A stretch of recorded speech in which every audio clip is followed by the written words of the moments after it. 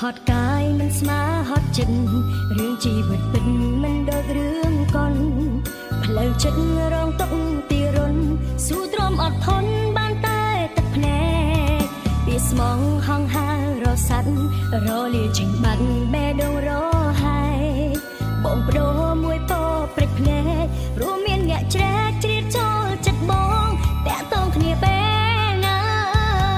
គួរបបន្តទ្រាំឬណាចេញអារម្មណ៍ស្រឡាញ់ទទួលភាពឈឺផ្សាលើចិត្តចង់ចាំប្រៀបដូចនឹងបន្លាក្បែរគេបែបណាគេមានអ្នកទី3ទោះនៅក៏ឈឺតែក៏ឈឺមិនចង់សាររំខានក្តីសង្ថ្លៃអូន